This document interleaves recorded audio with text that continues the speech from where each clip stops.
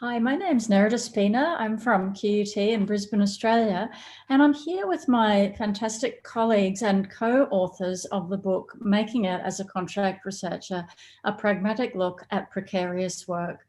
And I guess we've chosen that title to reflect the fact that we have all worked on contract ourselves as researchers, although we're from different locations in Australia and the UK.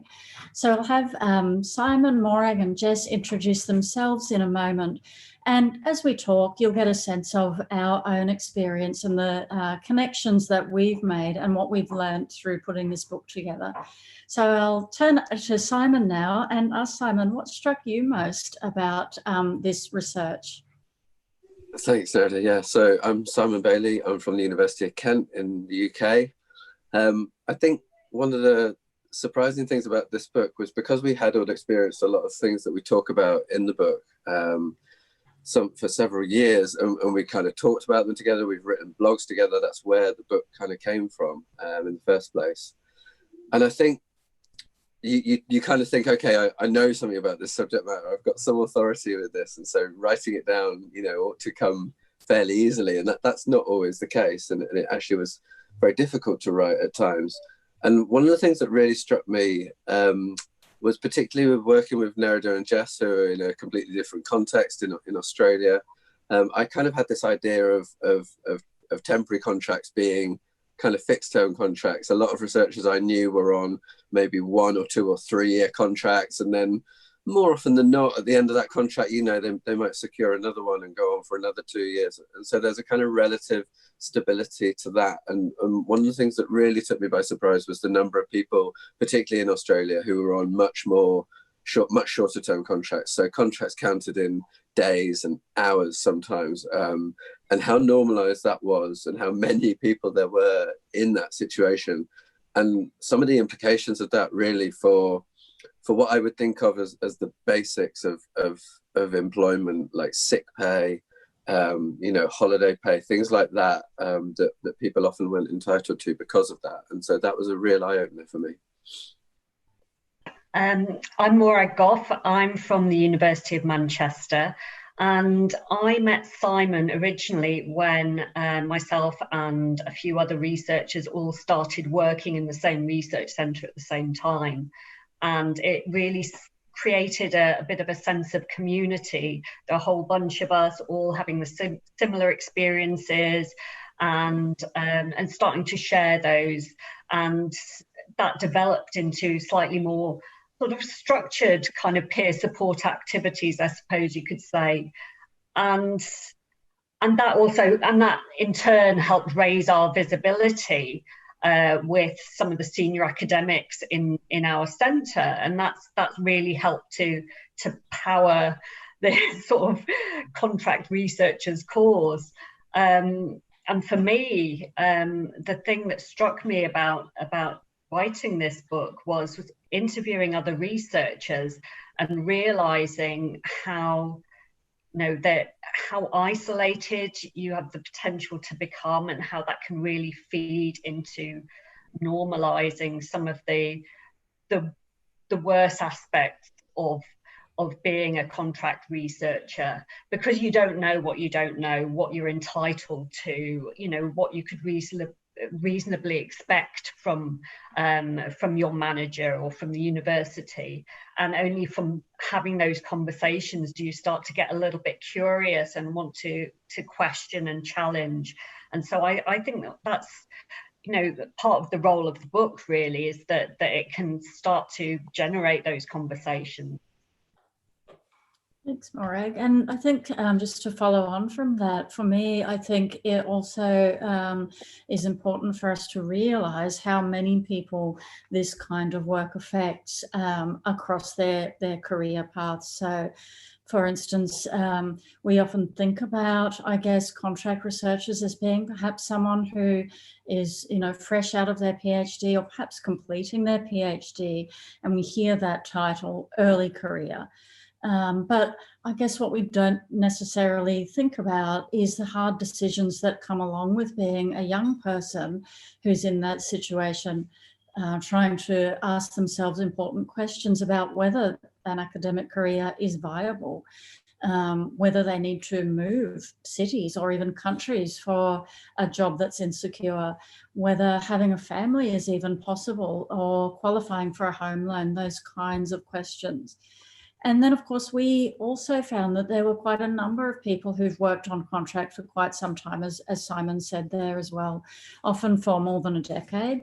And I think there was a real sense of tiredness amongst that particular group, dealing with that constant stress of financial and personal insecurity.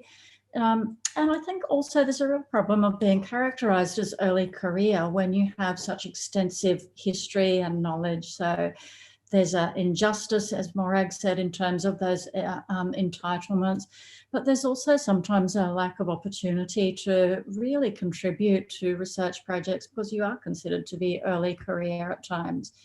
And then I think the thing that really surprised me is the number of impacts on people who are perhaps approaching retirement. So in some fields, such as education, I guess people will come to a PhD later in life after an extensive professional career, and yet they'll still be characterised as early career. So while universities will enrol them into postgraduate study, they may not then necessarily want to enrol them into a career where they see that it's younger people who need support. So that puts those older employees in a very tenuous situation financially and in terms of the career perhaps that they've left and now come to a new space where there's not that same support. So I think for me, 2020 has really shed light on the importance of understanding these impacts because, of course, many people have lost work and that has certainly included contract folks. So I'll turn now to Jess and ask for your impressions. Well, I'm Jess Harris. I'm from the University of Newcastle in Australia.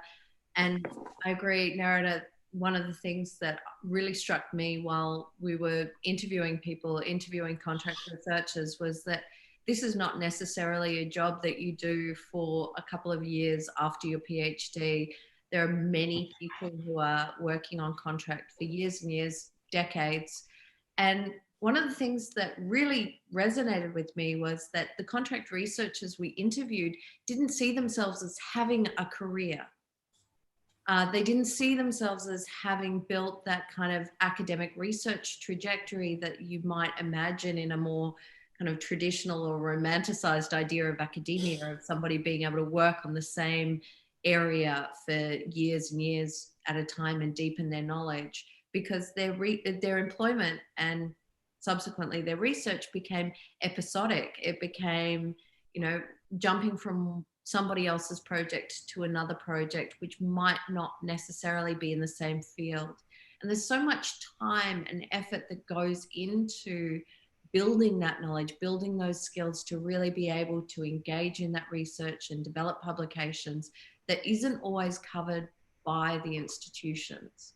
But as all of you have pointed out, having people around you, whether that's other contract researchers, and I've been so grateful for this particular group and being able to talk about some of the issues around contract research, but having others around you, whether that's other contract researchers or within your research group or your research team, your project teams, or within your faculty, who recognize the valuable contribution that contract researchers are making to the project and to the institution, feeling part of something bigger, feeling part of that progression of knowledge becomes so hugely important, and being recognized and given the support and the opportunities that you need to deepen your knowledge in the way that we might give to a PhD student, or we might expect of somebody who's on tenure and working in the same field for a long time, to be able to deepen your knowledge and to be able to contribute through research, through publications, through applying for grants, and really building your own capacity and building the capacity of your research team becomes so important. So I think there's some of the key ideas that we've looked at in the book, and building on the need for the institutions to take care of the contract researchers who sometimes are taking up, making up to 70% of the research staff in their institutions.